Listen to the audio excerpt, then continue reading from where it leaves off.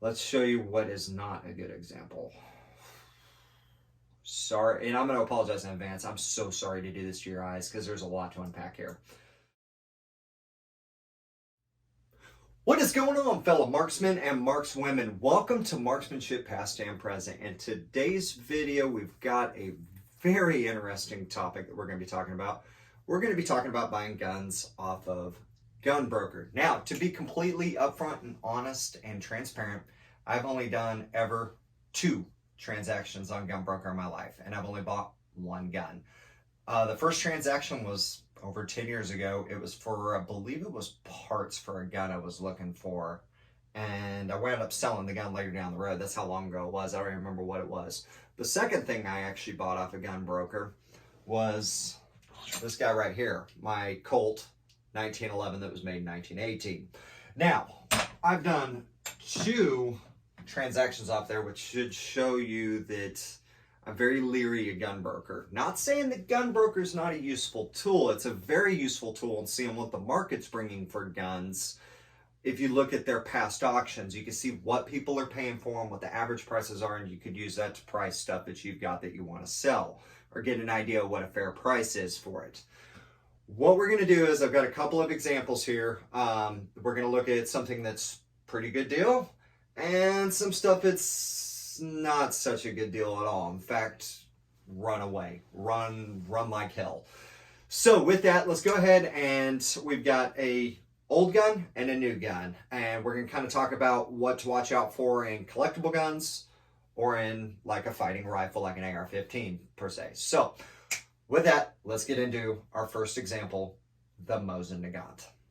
All right, guys, so there is one thing that I want to point out here on collectible guns, and that is you have to do research. And I do mean you got to do research when you buy any gun, but it more so applies if you want to get into these. And that is, you have to know what you're looking at. You've got to go out there. There's a ton of good internet sources. There's tons of good books for you guys to use, but you have to know, are these markings correct? Has the finish been messed with? Is it re-arsenaled, or has it been re-blued by a gunsmith, or is it in the original finish? These are things that you need to know that's going to help you figure out if that gun is worth the money that you are fixing to pay and what you want out of it. It goes way deeper into that. That's a whole nother video for another day. I want to iterate that point, but you need to know what you're looking at. And with the Mosins, so we've got 3 examples here. We got one that's probably worth bidding on. The second example is what would have been a fairly uncommon gun, not rare, but uncommon, that would have been worth the price, but someone did a cursory Google search and figured out, oh, this is worth this kind of money. I'm gonna slap this price tag on it, and it's been molested. And the third one, you'll see the third one, and I'll hit my point home on that here in just a second. All right, so let's look at this first one. So here on the screen, you are looking at a typical Arsenal refurb Izhevsk Model 9130. This particular one was 1942. Its current bid is at $350. This is not bad. Now, typically Mosins for a basic run-of-the-mill refurb gun is going to be running anywhere between $300 to $500 is on average. It kind of goes up, kind of goes down, but if it's over $500, I wouldn't want to pay for it. I would walk away and go find another example. Now, one other thing on these guns that I want you to be aware of is they say numbers matching. That is important, but they put it in all caps. It's an advertising thing. This is an Arsenal refurb. They say excellent condition. It better be. It's an Arsenal refurb.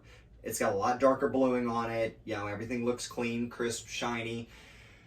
It's got all numbers matching to it is because it was either all originally matching or they force matched parts. If it's a refurb gun, it better have all numbers matching and it better be in decent condition. So those are the 2 caveats on these guns. But overall, this would be a good example to bid on as long as it didn't go over $500. Let's take a look at an example of where somebody had something valuable or would have been valuable, but somebody molested it. All right, right here on the screen, you're looking at what would have been a New England Westinghouse Mosin Nagant, a U.S.-made Mosin. This particular one was made in 1915. Yes, the U.S., quick note, did make Mosin Nagants for the Russians. The Russians were so short on weapons and were hemorrhaging guns, they contracted everybody to buy everything. They bought Winchesters from us. They bought, they got Mosins from us, or a few of them anyways. And the reason I say a few is by the time the production got going by these two manufacturers, which was Remington and New England Westinghouse, in the collector's circuit, we call them Westinghouses, the Russian Revolution happened, and not very many of those guns made it over there. And a lot of the guns that are war used will often have finished capture marks on it, and those do bring a little bit more of a premium. But that's not our gun for today. So as you see, and I picked this picture out specifically, this gun would have been worth a tad over $1,000. I'd have been willing to pay like $1,100 for one of these, especially this one has a relatively nice looking stock.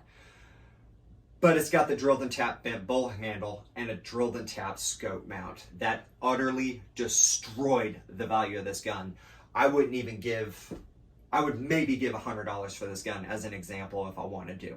And as a shooter, I would not pay for this gun. I mean, if this gun was undrilled and untapped, yes, it had a mismatched bolt handle already, and I probably would have tolerated the mismatched bolt handle a little bit more. I still wouldn't have paid $1,000 for it. I'd have paid maybe $6,000. But drilled and tapped, And this is a perfect example of somebody not doing the research, doing a cursory Google search on it, being like, oh, New England Westinghouses are going for $1,000. And yeah, they are, if they've been unmolested. This has been molested. Let's move on to the last example, and then we'll move on to the modern guns. All right, guys, our final example on the surplus guns. Taking a surplus rifle and attempting to modernize it to a fighting rifle. Bolt guns as a fighting rifle are a terrible idea. AR-15s are reasonably priced. You can buy one for a couple $100 more than what one of these is going for on today's prices. So buying one of these Archangel stocks, or even buying one as a precision rifle, their accuracy that you get out of these things is about 4 MOA at best. Even with the good, $200, $300 Timney triggers that are out there for these things, it's not worth the money to put in. One, you're destroying a piece of history that's pretty much collectible now and is not surplus. Two, your performance that you're paying for is not that good. If you really want a precision rifle for the almost $1,000 that this setup right here is going to cost you, go out and buy a Bergara or a Ruger American or something like that. You can get a really good bolt action rifle that you can use as a precision roll for way under $1,000. This is not a good example. Buyer, beware of these things. Don't get sucked into them. All right, I think we kind of hit that, and I beat up the Archangel stock enough. Those things are terrible. It's just cringe. Just don't do it. Don't do this to a surplus gun. All right, guys, so let's talk about some modern guns. And of course, we're going to pick my favorite platform, the AR-15s. Sorry, AK guys. Just kidding. I love you guys. AKs are awesome, man. They're good guns. All right, so, we're going to take this same format. Good deal versus a really bad deal. And we're going to make a little bit of fun of this really bad deal. Because I feel bad for the 6 people bidding on this next gun that we're about to show you, but I'm getting ahead of myself. Anyway, so here on the screen, right here, you are looking at a new in box Ruger AR-556. Great rifle, very good gun, very base model AR-15. They're good. They're decent starter rifles that are made by a good brand. They're not going to break down as much. I've not seen any problems with them. And this guy's going for about $750, which is about actually where it was at before COVID. I mean, that's not a bad deal. Just a run-of-the-mill A2 front sight. I mean, yeah, if you want to put a rail on it, you can upgrade it later, but as a nice, decent working rifle, this is a good option. Not a bad option out there, especially if you need a rifle like now. So, and it's a buy now. It's not even being bidded on. They got 2 of them available. $750. That's a good example. All right, guys. So let's take a look at something that is not worth the money and that is a complete and total sham. And I'm going to apologize right now. You're going to get the eye bleach ready because this was pretty bad. Go ahead, check this one out. Okay, so here we are looking at what is advertised as a custom shop U.S. government tactical package. Wait for it. AR-15, AR-15, AR-15, AR-15, AR-15 times a bajillion. Okay, we get it. You're selling an AR-15. Got it.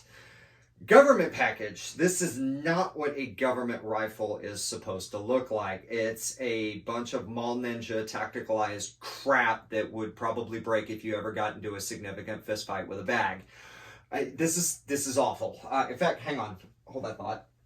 Let me show you what a correct government clone rifle looks like. This is one of mine. This is my service rifle.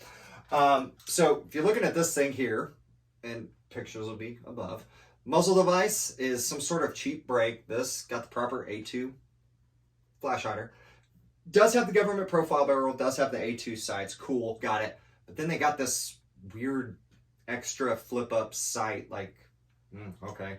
Guess they've been watching too much of CNN's clips on, you know, what makes a gun fully semi-automatic. On full semi-automatic.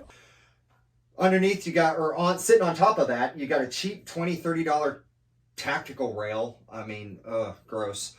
And then you also got some cheap knockoff angled foregrip. You got two very cheap optics that probably don't hold their zero. They gave you the courtesy to have the pin savers there. Okay, cool. You got 4 magazines, 2 40-rounders, 2 30s, a bag, a cleaning kit, a cheap bipod, and then some cheek riser that's not worth a damn, because if your optics are actually properly set in proper mounts that are at that 2/3 co-witness size, you can look right down and get any other normal, regular cheek weld on it, and you're right in line of sight. You're not going to need a cheek riser, but it's tactical. Here's the part that pisses me off on this. This guy started this bid at $1,100, listed it at $1,800 as a buy now price, and he's got 6 poor people that did not do the damn research, and this gun is at $1,550 right now for this government package. Yeah, that's a perfect example of what to watch out for. Do your research. All right, guys, so in conclusion, I'll reiterate it again. Research. Make sure you know what you're buying. There are fake clones out there. Some are a little bit better counterfeited than this one. There are fake ACOGs out there. There are fake aim points and EOTechs. It's just a bunch of this airsoft crap that people throw on these guns trying to increase the value so they can take your money. Buyer beware. Do your research. GunBroker is a useful tool, though. I mean, like I said, I use it for insurance purposes, for all of this stuff. So, I mean, it is good to see what stuff is going for, and if you want to sell something, what to do it for, so that way you can sell it fairly and quickly. So, yeah, watch out. There are scammers like this guy selling that crazy AR-15 we just looked at. So, with that, guys, I appreciate you guys watching. If you guys like the content, again, please subscribe, like, share the video, all the normal YouTube stuff. It really does help us out. I'm sorry it's been a hot minute since I've been throwing videos. There's a lot. I'm working on squeezing a few more in for you guys. I got some bunch of guns that I'm going to take out to the range and shoot for you guys, and then get some videos of some long range stuff. So we do have more content coming. I've just got to schedule it and get out there and do it. So, all right, guys, as always, I love you guys, my marksmanship family. Be sure, guys, stay safe out there. It's a crazy world. I'm Chris Smith from Marksmanship Past and Present. And remember, your right to self-defense and to not get scammed on GunBroker is your right to maintain. We'll see you guys in the next video.